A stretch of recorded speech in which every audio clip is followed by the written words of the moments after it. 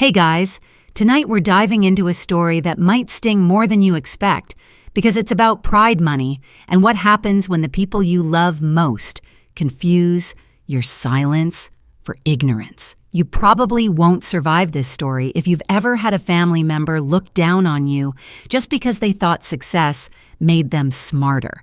So before you get comfortable, take a moment to watch the video and subscribe, but only if you really like what I'm doing here. Now turn off the lights, maybe turn on the fan for some soothing noise, and let's comfortably embark on tonight's journey. It started on a Thursday night, the kind of evening that smells like home cooking and unresolved tension. My son Ethan had come over for dinner with his wife Claire.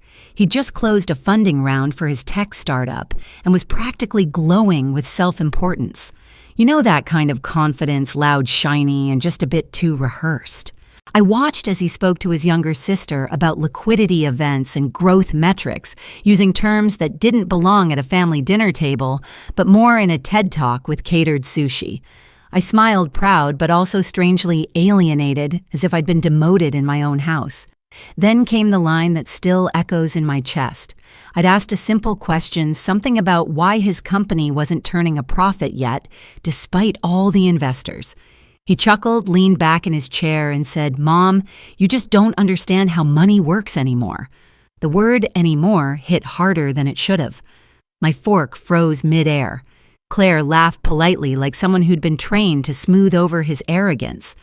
My daughter looked away. The air turned thick. That's the thing about family dinners, you can smell humiliation before anyone admits it happened. I didn't respond. I've learned that silence can make a louder statement than any argument. But inside, I felt the tectonic plates of our relationship shift. People still debate whether love should make you patient or make you fight back. That night, I decided patience was my best disguise. I let him believe his version of the story, that I was just a retired widow who'd once run a small accounting firm before the world moved on. He didn't know. Had I still had contacts, still read financial journals before bed, still understood the quiet rhythm of numbers. After dessert, he offered to manage my small investments. "You're sitting on idle cash, Mom," he said, swirling his wine like a Wall Street mentor. "Let me put it to work for you." I told him I'd think about it. What I didn't tell him was that I'd already made up my mind, just not in the way he imagined. I noticed how he avoided eye contact when I mentioned his father's old business partners. Maybe he thought I was too sentimental to remember the details, too detached to care. He had no idea that I'd once kept our family afloat during a recession by liquidating assets faster than banks could call loans. That kind of survival stays in your bones. As the evening ended, he hugged me perfunctorily, already checking his phone for messages. I watched him walk down the driveway, his car headlights slicing through the night. The same boy who once begged me for coins to buy ice cream now dismissed me as outdated. It's strange, isn't it, how children can grow taller and yet see less? I poured myself a small glass of whiskey, my late husband's brand Glenlivet, and sat by the window.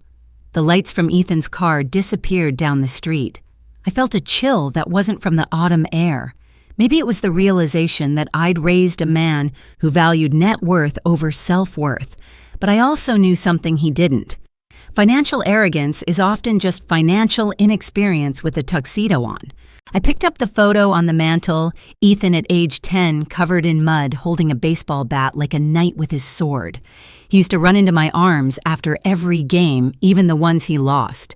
Back then, he didn't care about winning, only about belonging.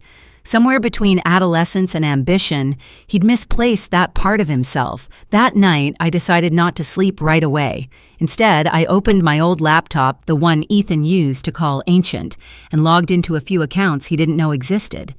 My fingers remembered passwords by heart. It's funny how muscle memory outlives self-doubt. I scrolled through old ledgers, bank statements, and dormant funds. Numbers never age. They just wait to be rediscovered.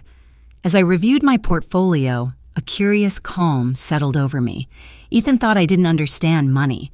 What he didn't realize is that I understand money in the way a farmer understands soil, not as a tool for ego, but as something that grows if you respect its cycles. Money listens to patience. It punishes pride, and pride well. That was something my son had in abundance. By midnight, I'd mapped out a quiet plan. Not revenge, at least not yet. Let's call it a study. I would watch him, learn his rhythm, follow his success and his mistakes like an investor reading weather patterns before planting a field. Because sometimes understanding money isn't about how fast you can spend it, but how long you can wait before it returns to you. I closed my laptop, turned off the lamp, and whispered to myself, "You'll see, Ethan. You'll see exactly what I understand." The next morning, the house felt emptier than usual. Maybe it was just the echo of last night's words still bouncing off the walls. "You don't understand money anymore." I could almost hear his voice in the clinking of dishes and the hum of the refrigerator, like a taunt left behind. I made coffee the old-fashioned way with a percolator and patience, and watched the steam curl upward. Funny thing about steam, it disappears before it has a chance to be appreciated. That's how I felt in my own son's world, like something once useful, now evaporated. I told myself to let it go, but I didn't. Instead, I opened my notebook, the one with tabs labeled assets, contacts, and people to remember. I used to keep it for clients back when I still ran the accounting firm. It was meticulous, organized by instinct rather than habit. And on that crisp October morning, it became my lifeline. People think mothers are sentimental creatures, but the truth is we are strategic creatures disguised as sentimental ones. That's how we survive. My first step was simple information. I began reading every article, every blog post, and every interview about Ethan's company. He was the CEO of a tech startup called Blue Pillar, something about sustainable financial management for small businesses powered by AI-driven analytics. The kind of buzzword salad that looks impressive until you start asking for actual profit margins. According to Crunchbase, they had raised $12 million in Series B funding. Impressive, yes, but the numbers didn't sit right with me. When revenue stays flat while valuation skyrockets, there's always a story behind the curtain. That evening, I made a few phone calls. Not the kind that show up on caller IDs. No, I called old friends people I hadn't spoken to since my firm closed down. One of them, Martin, had once handled mergers for mid-sized corporations. He owed me a favor from 1999 when I helped him hide an accidental $40,000 bookkeeping error that would have cost him his license. Blue Pillar, he said when I mentioned Ethan's company. "Yeah, I've seen their name come up in risk assessments. Too fast, too loud, not enough structure.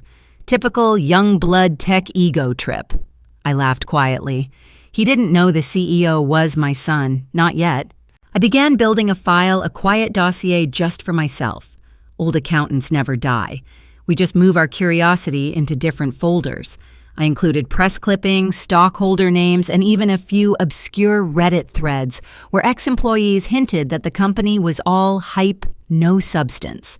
People still debate whether modern startups are visionary or just Ponzi schemes with hoodies. I was beginning to lean toward the latter. A few days later, I met my friend Grace for lunch. She's one of those women who wears wisdom like jewelry, subtle, radiant, and impossible to ignore. I told her about Ethan's comment, trying to make it sound casual. She stirred her tea slowly, her eyes soft but sharp. "He's your son," she said. "He's supposed to think he's smarter. Let him.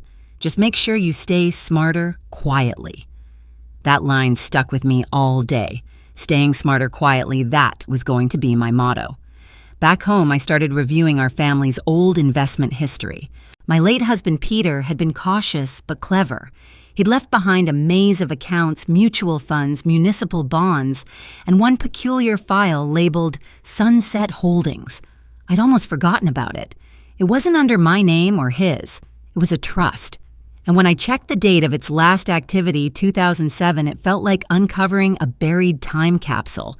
Inside were dividend statements from several companies, many of which had since been acquired or merged. I traced them forward and realized that a few of those mergers had matured into serious assets. In other words, I wasn't as broke or outdated as my son assumed. It's funny how life works. Sometimes the best investments are the ones you forget you made.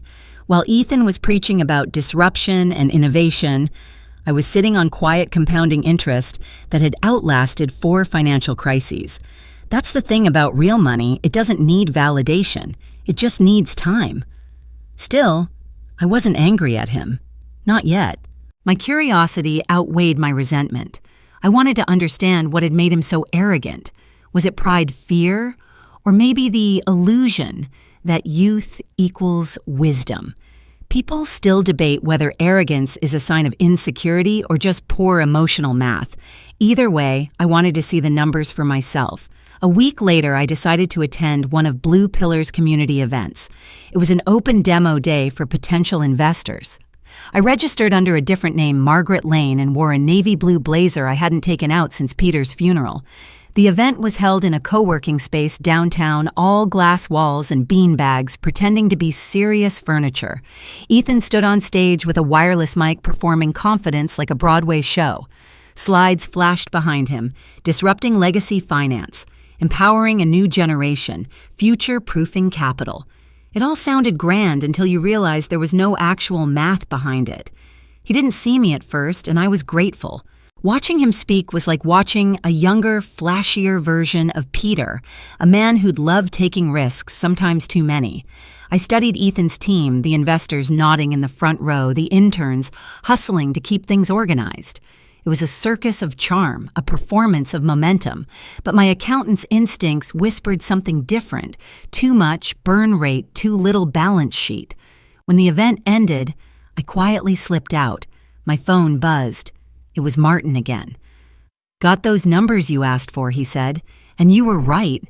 They're over-leveraged. Way over." He paused. "Whoever's running this ship doesn't understand cash flow." I smiled grimly. "Oh," I said, "I know him very well." That night, I sat in my car outside the event hall for a long time, engine off city lights bleeding through the windshield. My son was brilliant, yes, but brilliance without humility burns fast. And if I knew anything about money, it's that the flame always needs something to consume. I whispered to the empty car, "All right, Ethan, let's see how much you really understand." The following week, the newspapers started whispering the same thing. My instincts already knew Blue Pillar wasn't as solid as it looked. I'd see headlines like, "Startup Faces," "Cash Flow Hiccups Amid Expansion," or "Sources Question Sustainability of Blue Pillar's Growth Model." Soft words for a hard truth. Someone had lit a fire they couldn't control. I remember reading one of those articles at the breakfast table, the paper rustling between my fingers like dry leaves. The smell of burnt toast filled the air. My daughter Lily called that morning to say Ethan had been stressed lately. She asked me not to bring up money when he came by next Sunday. I promised I wouldn't, but promises are easy when you've already decided on silence as your weapon. Sunday came. Ethan arrived late, his shirt untucked, eyes shadowed, still trying to wear success like a suit that no longer fit. He talked about scaling operations and redefining investor expectations. In plain English, that means we're running out of money and I don't know how to tell anyone. Claire kept smiling tightly, her manicured nails tapping on her wine glass in nervous rhythm. The meal was quieter than usual. He didn't notice I was watching his hands. They trembled slightly when he reached for the bread. Money anxiety leaves fingerprints on people. It's always visible in the smallest tremors. After dinner, when he stepped outside to take a phone call, I peeked into his jacket lying over the chair. The business card in the pocket read, "Bright River Consulting." I recognized the name immediately, a restructuring firm. In my world, restructuring is a polite synonym for "we're trying not to drown." I placed the card back exactly as I found it.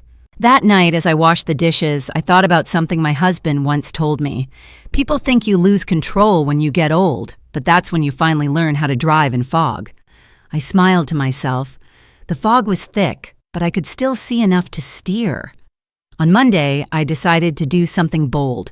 Something Ethan would have called reckless if I weren't his mother. I called Martin again and asked him for a contact in private equity. "You're serious about this?" he asked. "Serious enough to keep my name off the paperwork," I said. We both laughed, but it wasn't a joke. He connected me with a woman named Denise Chen, a portfolio manager who specialized in distressed assets. Blue Pillar, I told her over lunch, might soon qualify. She raised an eyebrow. "You have an inside source." I smiled faintly. "Let's just say I have maternal intuition and access to better records than he thinks." We met twice more that week. Denise explained how companies like my son's often relied on bridge loans to survive between funding rounds. If those failed, creditors swooped in like hawks. I asked her what it would take to quietly acquire a controlling interest before that happened. "You'd need to move before the panic hits," she said. "Once the sharks smell blood, it's over." I nodded. Timing is everything. People still debate whether success comes from luck or preparation, but I've always believed it comes from knowing when to stay silent and when to act. At night, I began to feel an odd mix of guilt and power.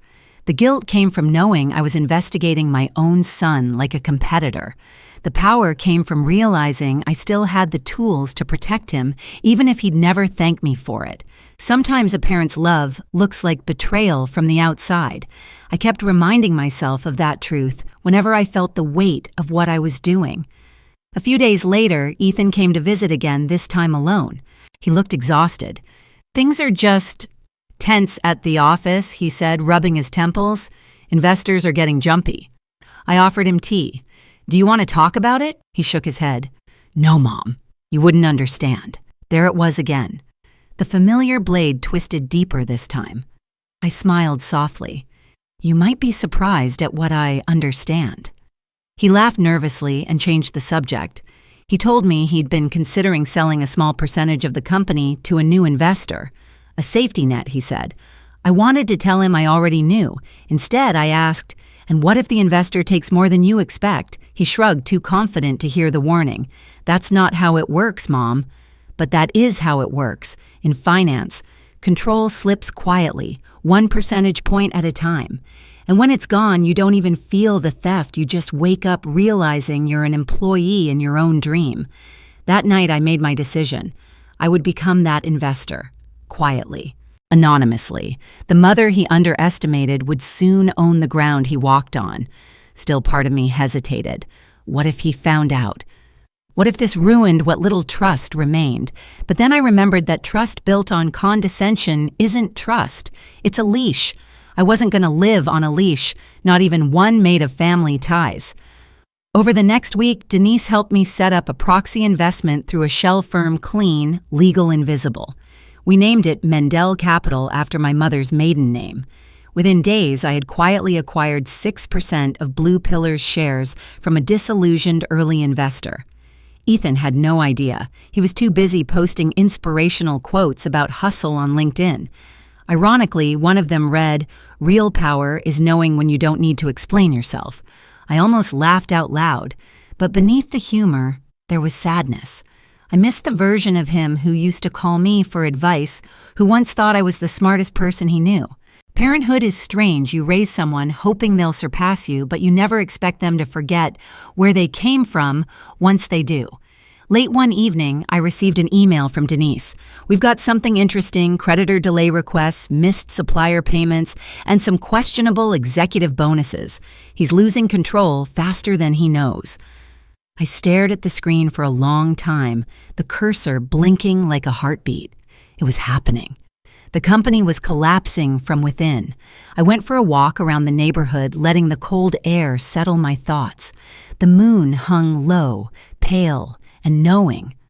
Somewhere, a dog barked. I wondered what Ethan would think if he knew his mother was walking through the quiet streets, planning his financial salvation disguised as a takeover. People still debate whether morality depends on intent or outcome. Was I saving him or betraying him? I wasn't sure anymore. When I got home, I looked at the old family photo on the mantel, Ethan in his college graduation gown, Peter's arm around him, pride written all over their faces. I touched the glass gently and whispered, "Don't worry, Peter. I'll handle this, the way you would have." And just like that, the plan stopped being theoretical. It became real. The next step was inevitable. I needed to prepare for what came after the unraveling, the chaos, the confrontation. Because the truth about money isn't that it changes people, it simply amplifies what was already there. Ethan's arrogance would soon meet its mirror image, my quiet resolve. And I, the woman who supposedly didn't understand money, was about to buy the company of the man who said so. When you're about to pull the kind of financial sleight of hand that could implode a relationship, the hardest part isn't the math, it's the waiting. The market doesn't move on your clock, and neither does family. Both demand patience, and both punish emotion. The following weeks passed in a strange rhythm. Ethan's name kept popping up in headlines, his company slipping from rising star to troubled innovator in record time. Every article carried that faint tone of admiration and pity that only journalists can perfect. They praised his vision, but questioned his execution. It was like watching a slow-motion car crash with a velvet soundtrack. Meanwhile, I kept working quietly through Mendel Capital. Denise was surgical in her efficiency. She'd call me late at night with updates, another investor's out. You can take their position tomorrow if you want. Every time she said that, I'd feel both excitement and dread. It's one thing to understand numbers on a screen, it's another to realize each transaction inches you closer to buying the company your son built from scratch. People still debate whether ambition and love can coexist. I was beginning to think they can, but only if you're willing to let love wear a business suit. By the end of the month, I held 18% of Blue Pillar's shares, still anonymous, still invisible. My plan was simple. Wait until his next funding round failed, then use the opportunity to secure control. But plans never survive. Contact with real life. One afternoon, I received an unexpected visitor, Claire. She arrived unannounced, holding a small box of pastries, her expression brittle. "He's not doing well," she said softly as soon as I opened the door. "He won't admit it, but the stress is eating him alive." We sat at the kitchen table, the same one where the infamous dinner had taken place. She told me investors were threatening to pull out, that employees were leaving. "He won't talk to anyone," she said. "He just keeps saying he can fix it." I wanted to tell her everything that I was already trying to fix it in my own way, but I couldn't. Instead, I asked, "Is he still paying himself a salary?" She hesitated. He said he stopped. But she trailed off. I knew that, but it meant she'd seen the new car, the expensive watch, the dinners with investors, the performance of success. I'd been there once with Peter, different decades, same illusion. We all think we can spend confidence like currency until the bill comes due. That night, I sat in my study, the glow from my laptop painting the room in pale blue light. My spreadsheet stared back at me, a web of shares, percentages, and transfer agreements. Each cell was a heartbeat, each column a moral question. I could almost hear Ethan's voice again. "You don't understand money." Maybe he was right. In one sense, I didn't understand his version of money, the kind that buys validation instead of stability. But I understood the older kind, the one that hides its strength until the perfect moment. The perfect moment came sooner than expected. Blue Pillar announced an emergency board meeting. Denise texted me, "They're voting on restructuring. Could be your window." I called her immediately. "If I take the remaining shares, will I have control? If you move fast?" "Yes," she replied. I didn't hesitate. Within 48 hours, Mendel Capital acquired enough equity to become the majority shareholder. My lawyer signed the documents, my bank wired the funds, and by the time the markets opened Monday morning, I legally owned 51% of Blue Pillar, my son's company, my son's pride. The irony nearly broke me. I stared at the contract, the signature still warm from the printer. I should have felt triumphant, but what I felt instead was hollow, like winning an argument you never wanted to have. The next morning, I read a message from Ethan in the family group chat, "Big meeting today. Might change everything. Wish me luck." I typed, "Good luck, sweetheart," and pressed send, hands trembling. He had no idea how prophetic his words were. That afternoon, I put on a charcoal blazer and tied my hair back. There was no reason for me to attend the meeting in person. Legally, I could have handled it through my attorney, but something inside me needed to be there, needed to see his face. The meeting was held in the same sleek office space where I'd once watched him perform his success. This time, the energy was different. The air was nervous, the walls thinner somehow. Ethan stood at the head of the table, papers spread before him, his voice steady but frayed. He was outlining a recovery strategy, talking about cutting costs and seeking bridge investors. Then one of the board members, a gray-haired man with reading glasses, cleared his throat. Before we proceed, he said, "There's been a change in the shareholder structure." Ethan frowned. "What change?" The man glanced at the documents. Mendel Capital has acquired a controlling interest in Blue Pillar. The silence that followed was surgical. Ethan blinked, his jaw tightening. "Mendel Capital," he repeated, confusion swirling into panic. "Who the hell is that?" I stepped forward then, slowly, my heels tapping on the floor like a metronome, counting down to revelation. I said. He turned toward me, disbelief widening his eyes. "Mom," I nodded. "I told you I understood money." The room felt weightless for a moment. He stared at me as if trying to rewrite reality in his head. The board members looked everywhere but at us, embarrassed witnesses to a family drama unfolding in a boardroom. Ethan's face shifted from confusion to anger, then to something worse, betrayal. "You bought my company?" he asked, voice cracking. I took a slow breath. "No," I said quietly. "I saved it. And you." He sank into his chair, eyes glassy color draining from his face. "You went behind my back," he said. "You didn't trust me." I leaned forward slightly. "I trusted you more than you trusted yourselves, but I couldn't stand by while you drowned in your own reflection." There was no victory in that room, only the heavy weight of truth. I explained what I'd done, how I'd noticed the warning signs, how I'd used dormant family funds, how I planned to stabilize operations before returning control. But he didn't hear most of it. Pride is deaf when it's wounded. He stood, abruptly muttered something about needing air, and walked out. I let him go. Some storms can't be stopped. They have to spend themselves. When I left the office, the city looked sharper somehow, every reflection in the glass buildings a reminder that money, like family, multiplies its power through reflection. My phone buzzed a message from Denise. "It's official. You're the majority owner." I didn't reply. Ownership didn't feel like power. It felt like an overdue confession. That night, I poured myself a glass of wine and sat in silence. The house creaked around me, settling into its bones. I thought about the line between protection and control, about how easily love disguises itself as strategy. People still debate whether parents should ever intervene in their children's failures. I don't know the right answer. But I do know this: if you love someone deeply enough, you'll risk their anger to save their life. When Ethan finally called, it was past midnight. His voice was tired. I don't even know what to say. I waited. "Say you'll come over tomorrow," I whispered. "We'll talk." There was a pause. Then he said, "Okay." For the first time in weeks, I slept without nightmares. Tomorrow we'd face the wreckage together. The next morning, I woke earlier than usual. The house was still wrapped in that pre-dawn silence, where every sound feels heavier. The creak of the floorboards, the low hum of the refrigerator, even the whisper of the wind through the window crack. I brewed coffee, but didn't drink it right away.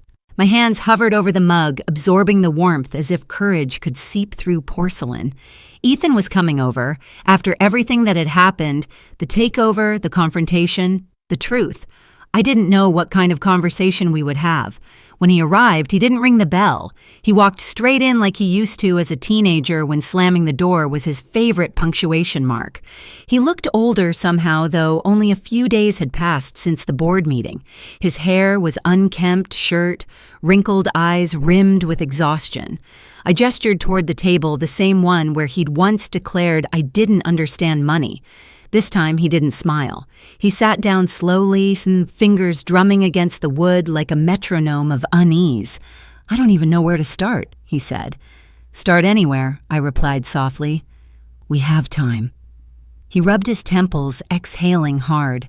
"Everyone's talking about it. The board, the investors, they think I'm incompetent now. They think I let some anonymous investor take control because I was careless. And what do you think I asked?"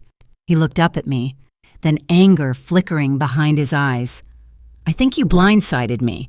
You made me look like a fool." His words stung, but I didn't flinch. "Ethan," I said gently, "you made yourself look like a fool when you built a company on arrogance instead of caution." He froze. The air thickened between us. For a moment I thought he might walk out again, but instead he leaned back, crossing his arms, eyes darting toward the window. "You always do this," he muttered. "You make everything a lesson." I smiled sadly. That's what mothers do, dear, even when no one's listening. He groaned, pressing his hands to his face. You don't get it. It wasn't supposed to go like this. I was supposed to make something big, something that made you proud. I've always been proud, I said, my voice catching a little. But pride doesn't mean blindness. You were sprinting on a treadmill, Ethan, running fast, going nowhere. He went quiet for a long time.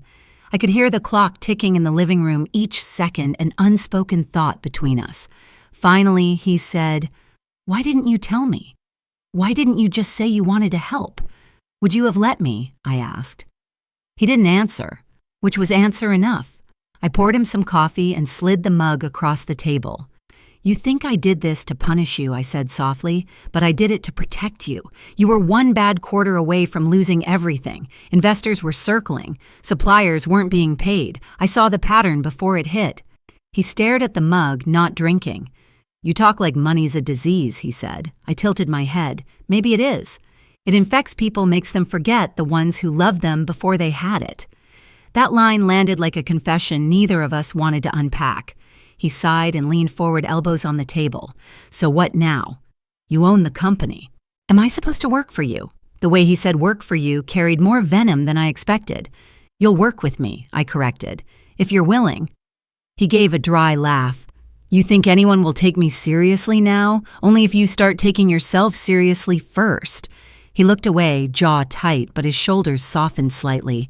Maybe it was the fatigue, or maybe it was the truth finally breaking through. After a while, he said quietly, "What happens if I walk away?" "Then the company survives," I said, "but your legacy won't." He winced, and I instantly regretted the sharpness of it. "Ethan," I said more softly, "I'm not trying to steal your life's work. I just couldn't stand by and watch you destroy it." He was silent again. Then out of nowhere, he whispered, "Dad would have hated this." That hit me right in the chest. "Yes," I said, "he would have, but he would have understood it too." Ethan looked up. "You really believe that I do," I said. "Your father made his share of reckless choices. I was the one who balanced the books when he bet too much on an oil venture in '98. You never knew because I didn't let you see the fear. I wanted you to see confidence instead. Maybe that was my mistake." He frowned. "What do you mean I raised you to think success meant never stumbling? But real strength isn't about never falling. It's about how quietly you can recover." He leaned back, letting out a long sigh. "So what do you want from me now? I want you to learn," I said simply. "Stay in the company. Rebuild it. But this time with humility. Let people see the human side of the man who almost lost everything." He stared at me for a long time before saying, "You sound like you've been planning this for years." "Maybe I have," I said, with a faint smile. "Ever since you told me I didn't understand money." That broke the tension for a second. He actually chuckled. "You really don't let things go, do you? Only the things that don't matter," I said. "Unfortunately, this one mattered." He rubbed his chin, thinking. "So what happens next?" "You'll go to the office tomorrow," I said. "You'll call a press conference. You'll tell them you've secured a new partner and that Blue Pillar is stronger than ever. You won't mention my name. Let them believe whatever they want. Meanwhile, we'll restructure the finances, clean up the debt, and start again." He blinked. "You're serious?" "Deadly," I said. "And don't worry, I'll stay behind the curtain. Let the world keep its illusions. That's what keeps business running anyway." He nodded slowly. "And after that, I met his eyes. After that, you'll earn it back piece by piece if you can." He didn't argue. Instead, he reached for his coffee, took a long sip, and said quietly, "You know, Mom, you really do understand money." I smiled, not with pride, but relief. The kind of smile that comes when the storm doesn't end, but simply moves farther away. After he left, I sat there for a long time staring at the empty chair across from me. It still amazed me how love could bend, without breaking, how something as fragile as trust could rebuild itself from ashes. People still debate whether money destroys families or merely exposes what's already broken. I think it does both. But that morning, watching the sun pour through the window, I realized something I'd never said out loud.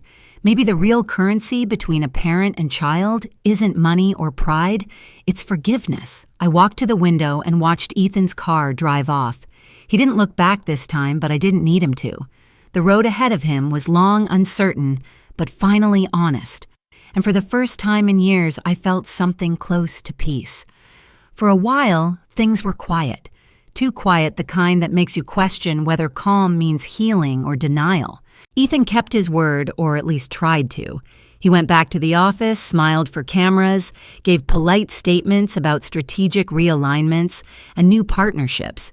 Every time his face appeared on television, the reporters would talk about Blue Pillar's remarkable comeback story. None of them knew that behind the curtain, the so-called comeback was being financed by the woman who once made peanut butter sandwiches for that same CEO's lunchbox. I didn't want recognition. I wanted stability. I wanted my son to learn the kind of humility that only comes after losing control. And he did, at least at first. For a few months, he was careful, deliberate, even kind. He started visiting more often sometimes just to bring dinner or to fix things around the house. There was a gentleness in his gestures, a quiet atonement I didn't have to ask for. I think he was starting to see me not just as his mother, but as the person who had silently carried the family's survival for decades. Then came the article. It was a small piece buried in the business section of a financial blog, Mendel Capital linked to family of Blue Pillar CEO. Just one sentence, but it hit like a grenade.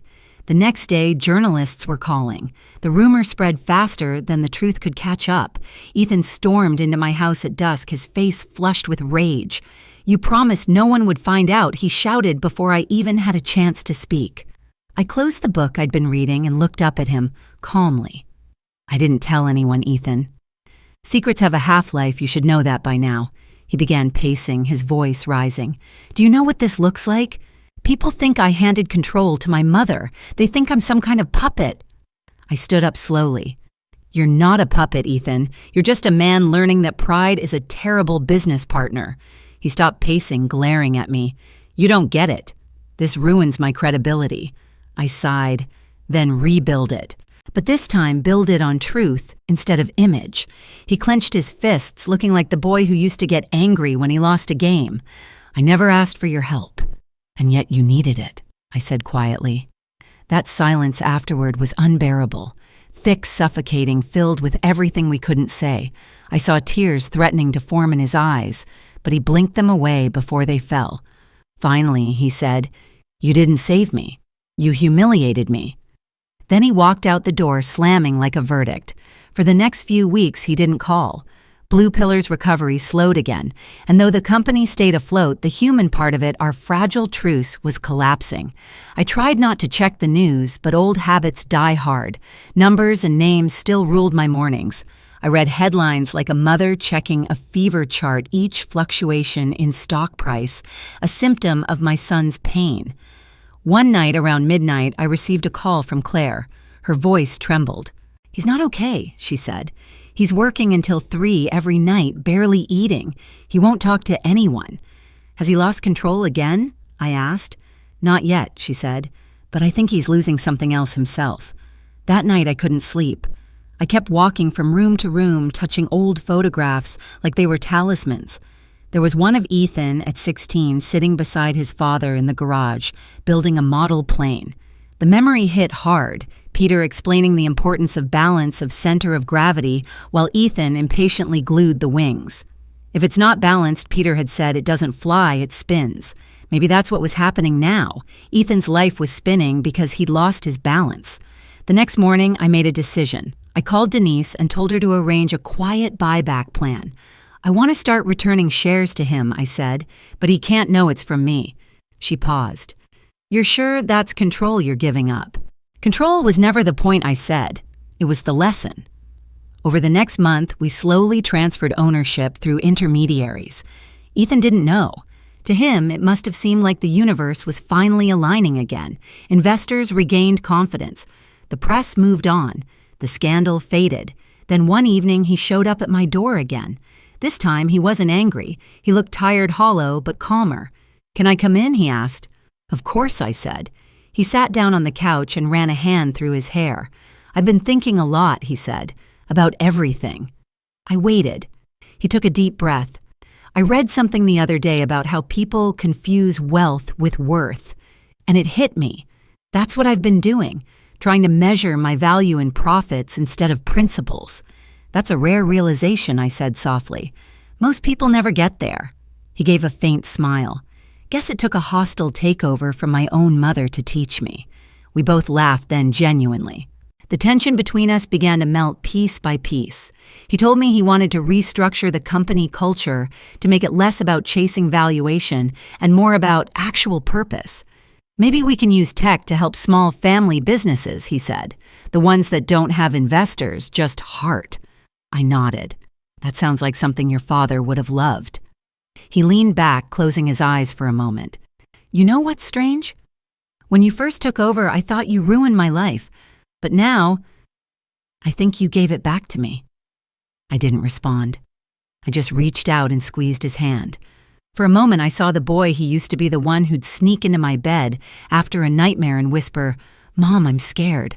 Only this time, the monsters were invisible, and I couldn't chase them away. He had to do that himself. Before he left that night, he turned at the door.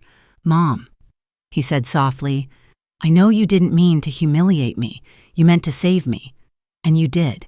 After he drove off, I sat alone in the living room, the quiet returning like an old friend. People still debate whether parents should let their children fail completely or step in when the fall becomes fatal. I don't know if I made the right choice. Maybe I robbed him of a lesson he needed to learn the hard way, or maybe I just changed the timing of his pain. Either way, it's done. As I turned off the lights and walked upstairs, I realized something important. Money may build companies, but humility rebuilds people. And that night, I finally believed my son had started to understand both. Months passed and life started to breathe again. Ethan found his rhythm, not the loud, sprinting kind he used to have, but something quieter, steadier, almost mature. His company stabilized, investors stopped panicking, and people began to whisper the phrase, Blue Pillar 2.0. I liked that 2.0. It sounded like a rebirth, not just for the business, but for him. He still didn't know I'd started transferring shares back to him.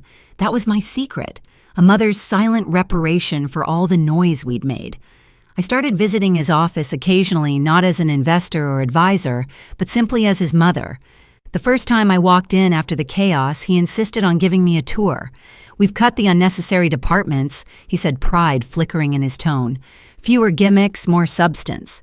I noticed the subtle changes. The glass walls had been replaced with soft wood partitions, the beanbags swapped for proper desks, and the employees no longer looked like hostages of caffeine and ambition.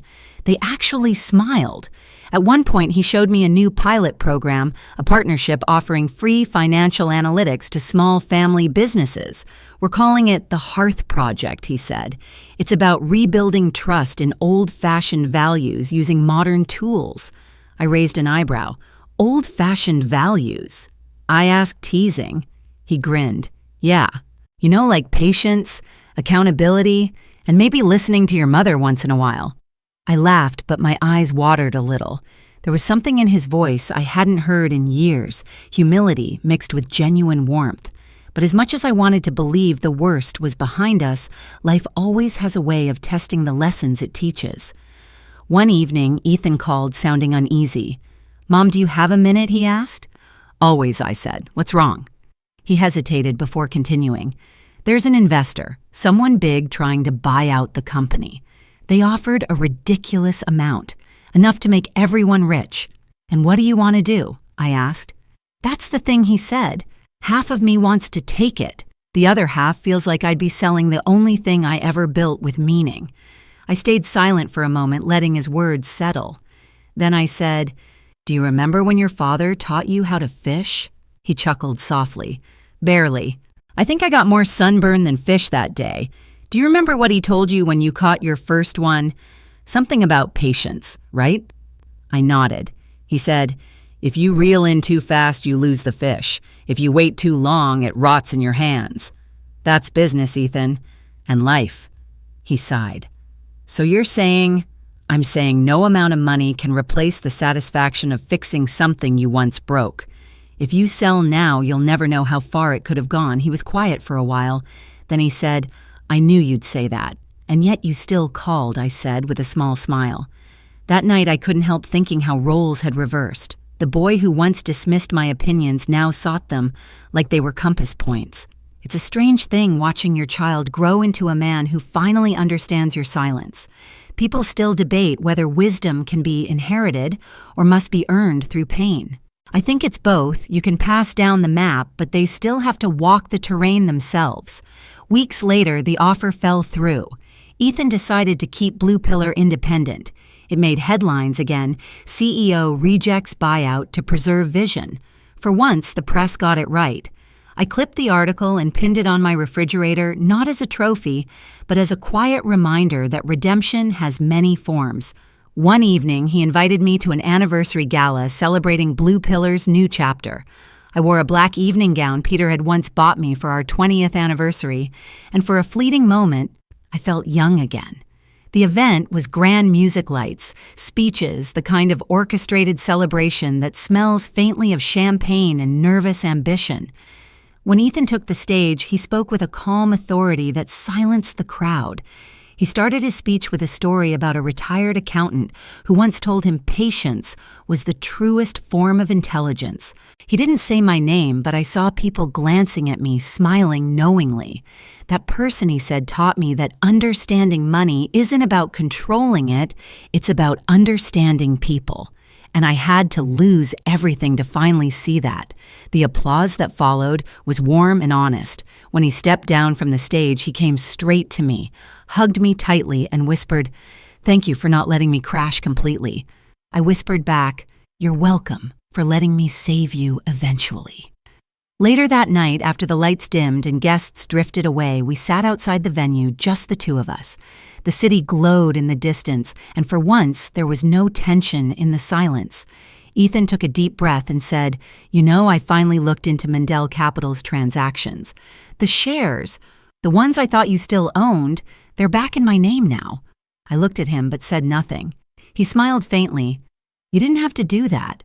"I know," I said. "But you needed to own your victory as much as your mistakes." He nodded slowly, then said something I'll never forget. "You're dangerous, Mom. You don't fight wars. You just wait for people to hand you the keys."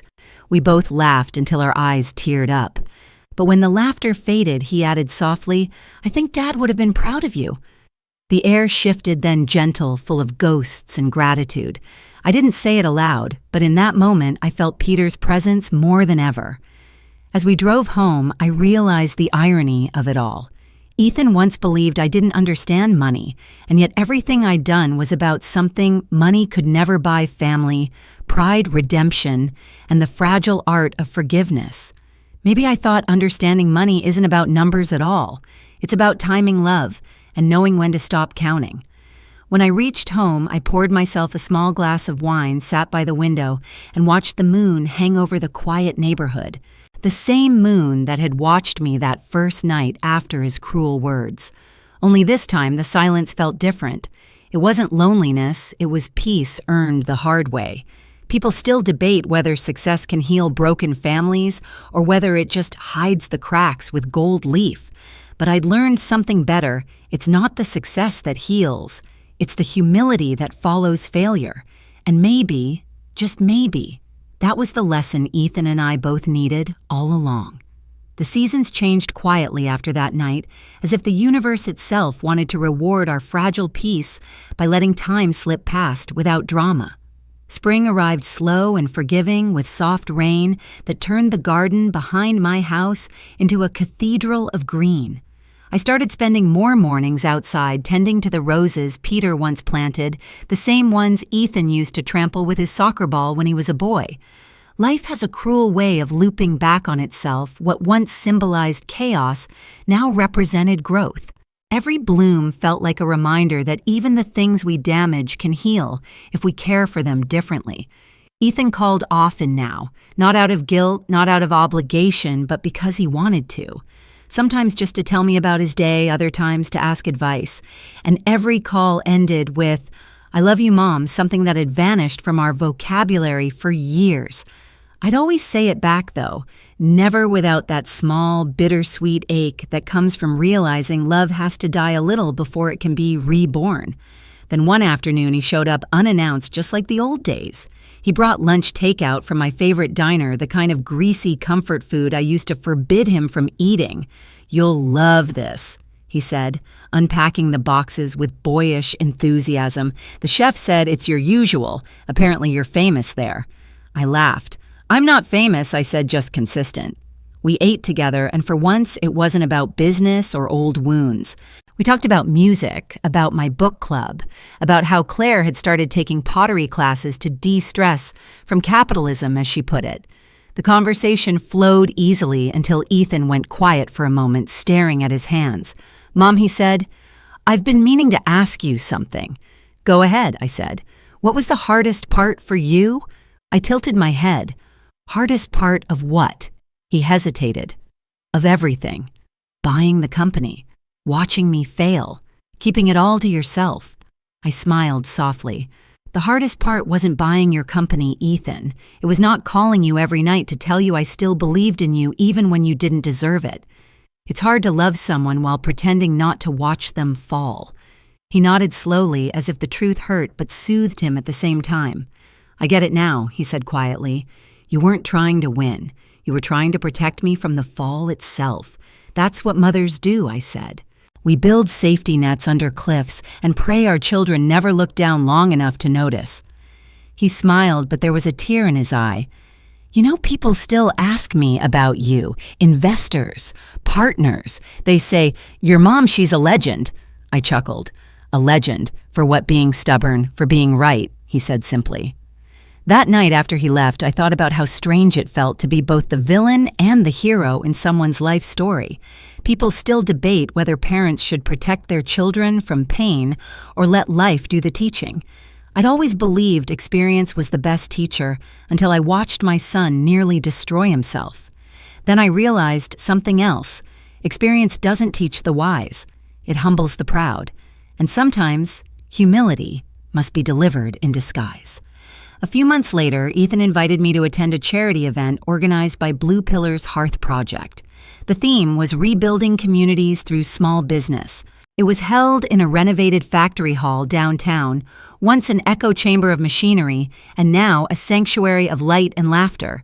There were families, entrepreneurs, and even children running around with handmade business cards, tiny dreamers with too big ambitions. When Ethan went on stage, he didn't talk about profits or strategy. He talked about people. He told the audience about how his company had once almost gone under because of arrogance, and how second chances weren't just financial, they were human. "My mother," he said to the crowd, "taught me that money is just energy. It flows best when it helps someone else stand taller, and I intend to keep it flowing." The audience applauded. I felt something unclench inside me, something that had been coiled tight for too many years. Pride, yes, but also release. Because at that moment, I realized I no longer needed to protect him. He'd finally learned to balance on his own. After the event, a young woman approached me. "You're Ethan's mom, right?" she asked. "I just wanted to say you raised a good man." I smiled, my heart heavy and light at the same time. "Not always," I said, "but he learned when it mattered." Later that night, as we drove home, Ethan looked at me from the passenger seat and said, "You know what's funny? I used to think the opposite of success was failure. Now I think it's pride." I nodded. "Failure builds you. Pride blinds you." "Yeah," he said.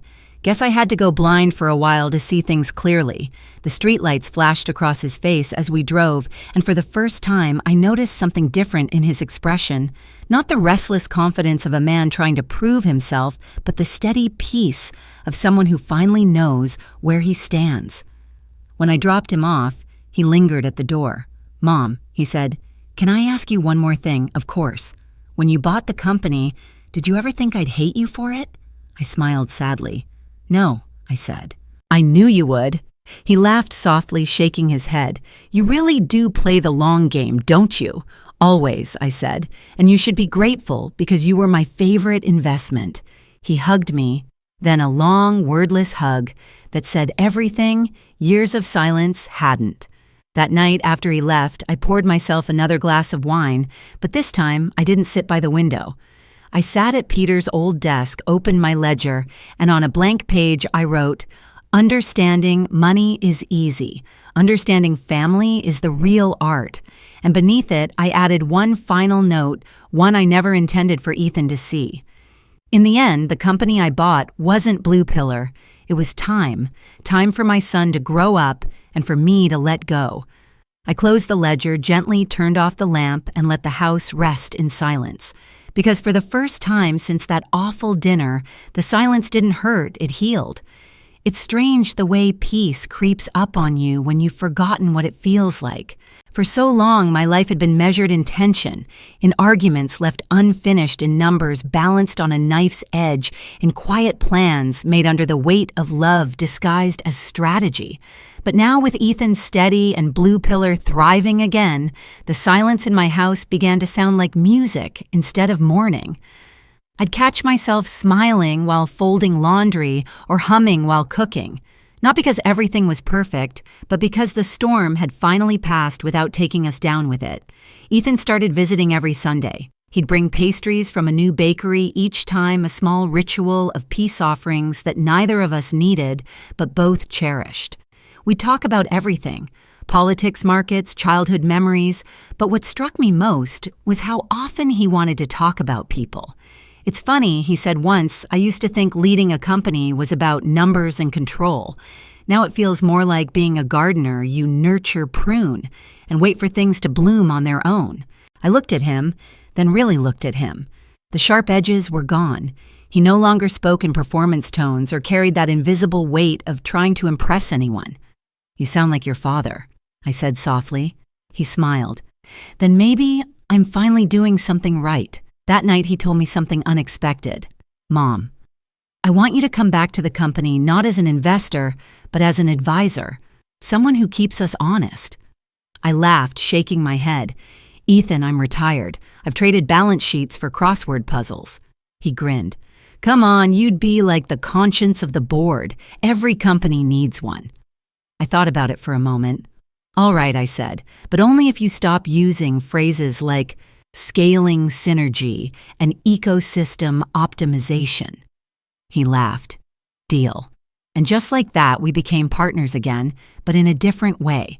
Not a mother cleaning up her son's mess, but two people rebuilding something together equally. It was strange at first, sitting in the same conference rooms where months earlier we'd faced each other as adversaries. But time has a way of turning even the most painful places into sanctuaries once you fill them with forgiveness. The first meeting I attended, one of the junior analysts, a nervous young woman with too many notes, asked me a question about financial ethics. Do you think morality and money can coexist? She asked timidly. The room went quiet. I smiled at her and said, only if you remember that money doesn't corrupt people, it just gives them the power to express who they already are. The entire room nodded. Ethan caught my eye and mouthed, You're still terrifying. I winked. Over the following months, Blue Pillar began mentoring small business owners across the country. I watched as Ethan transformed from a brash CEO into a mentor himself, teaching young founders about restraint, empathy, and legacy. It was almost surreal to see others look at him with the kind of respect he once demanded but never earned. People still debate whether redemption is possible after arrogance, but I've seen it with my own eyes. It's not about apologizing, it's about changing the way you live after the apology. One afternoon, we took a trip together to visit one of the small businesses his company had supported, a family-owned bakery in a struggling neighborhood. The owner, a woman named Rosa, hugged Ethan like he was her son. You helped us keep the lights on, she said, tears shining in her eyes. We're still here because of you. Ethan looked overwhelmed, and for a moment I saw the little boy who once saved his allowance to buy his teacher flowers. That innocence, buried under years of ambition, had finally resurfaced. On the way home, he was quiet. I could tell he was thinking deeply. You know, he said, finally, I always thought success meant being bigger than everyone else. But today, it felt better to make someone else stand taller. That's the secret, I said softly. Real wealth is measured in gratitude, not digits. He nodded. Then I guess you've been rich for a long time, Mom. That made me laugh, though it caught in my throat a little. Maybe I said, but now I think I can finally spend some of it. Later that week, we had dinner with Claire. She changed to less brittle, more grounded. She leaned over the table and said, "You two are like mirror images now. You talk the same, even make the same hand gestures." Ethan laughed. "That's genetic trauma," he said. I threw a napkin at him, and we all burst out laughing. It felt like a family again, messy, noisy, but whole. After dinner, as I washed dishes and listened to them talking in the living room, I found myself thinking about all the families that never get this kind of second chance. So many parents and children let pride keep them apart until one day, time makes reconciliation impossible. People still debate whether time heals all wounds or simply teaches you to live around them. I think it depends on how brave you are about reopening them.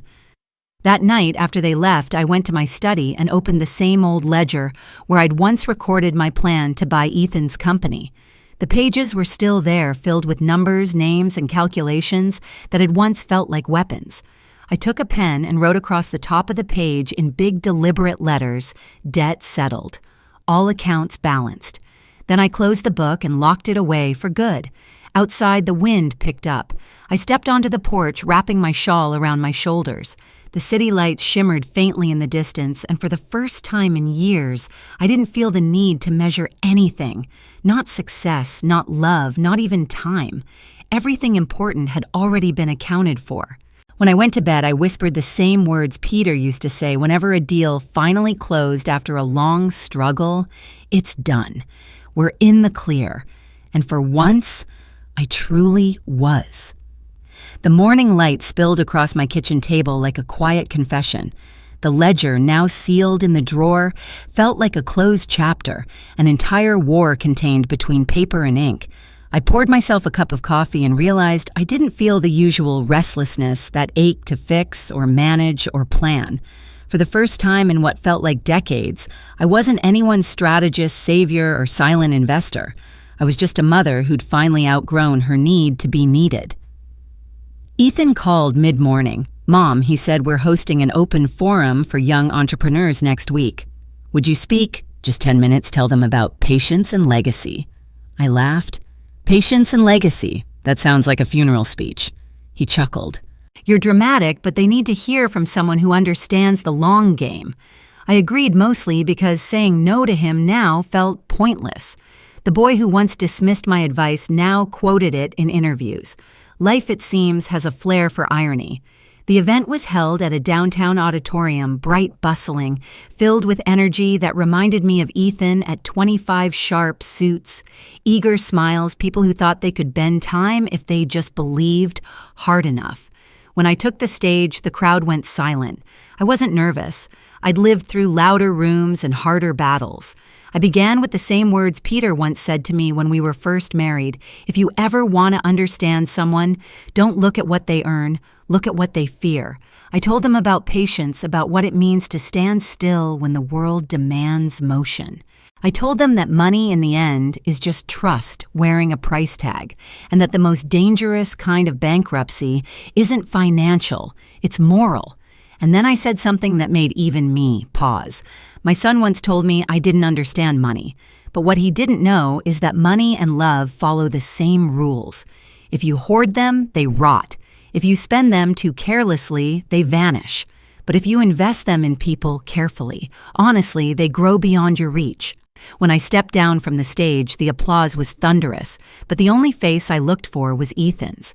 He was standing in the back, smiling, not the self-satisfied grin of a man who's proven something, but the soft, grateful smile of someone who's finally found home.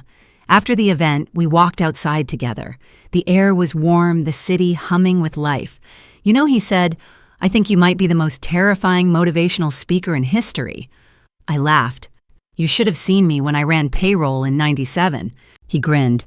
"If you ever wrote a book, I'd publish it myself." I looked at him, my son, my former adversary, my greatest investment. "I already did," I said. "You're standing right in front of me." We stood there a while, neither speaking, just listening to the rhythm of the world moving around us. It struck me how rare that feeling is stillness, without fear, quiet, without emptiness. Peter used to say that peace isn't the absence of noise, but the presence of understanding. Maybe that's what this was. A week later, Ethan and Claire invited me to dinner. Their home was warm and alive, filled with photos, laughter, and the faint chaos that only love can create. Over dessert, Claire handed me an envelope. Inside was a letter on company stationery. "From all of us," she said. "A small thank you."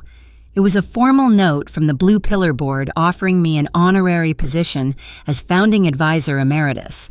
I laughed so hard I nearly cried. "You're making me sound like a marble bust in the lobby," I said. Ethan squeezed my hand. "No," he said. "We're making sure no one forgets who built the foundation." That night after I got home, I sat at my desk and watched the lights of the city flicker in the distance. It occurred to me how everything that had once hurt, every argument, every silence, every mistake, had led to this calm. People still debate whether fate guides us or whether we're just rearranging the chaos until it looks like meaning. I don't know which is true. All I know is that every storm eventually spends itself, and sometimes what's left behind is better than what came before. I opened the drawer, took out the old ledger one last time, and flipped to the first page. Beneath the faded ink of my calculations, I wrote in neat cursive, "He finally understands." Then I closed it for good. As I turned off the lamp and made my way upstairs, I thought about how full circles aren't about endings. They're about knowing when to stop chasing what's already yours. I had chased understanding love and respect from my son for years, and now that I had them, I realized they'd never been mine to earn, they were mine to wait for. Before bed, I sent Ethan one last message. "Proud of you. Always have been, even before you learned to count what matters." His reply came a few minutes later. "Love you, Mom. I get it now." I smiled in the dark, letting those words settle like a lullaby. For once, there was nothing left to fix, no debts to settle, no lesson to teach. Just peace. And maybe that's the truest kind of wealth any of us will ever own. So that's where tonight's story ends, my friends, with balance restored not in the bank, but in the heart. If you've ever been told you don't understand something, whether it's money, love, or your own worth, remember this. Sometimes the wisest people are the ones who stop explaining and start listening. Ethan thought he was building an empire. I was building patience. He chased investors. I waited for him to come home. And in the end, both of us learned the same truth, that understanding money, like understanding family, isn't about control. It's about timing, humility, and the courage to lose what you think defines you. So tonight, if you're sitting there with your own kind of silence, the kind that comes after disappointment or pride or distance, know this: it's never too late to start again. It's never too late to unlearn arrogance or to forgive someone who didn't yet understand your kind of love. And maybe if you listen closely, you'll hear what I finally did, the sound of peace, when it no longer has to fight to be heard. Good night, everyone. If you enjoyed tonight's story, you know what to do, like share, subscribe, or just sit a little longer in the quiet before you sleep. Either way, thank you for being here. And remember, some stories don't end with revenge or regret. Sometimes they end with a whisper that says, "It's finally enough."